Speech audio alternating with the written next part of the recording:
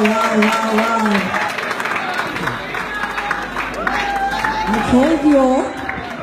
I told you that he is a seasoned Mbira player.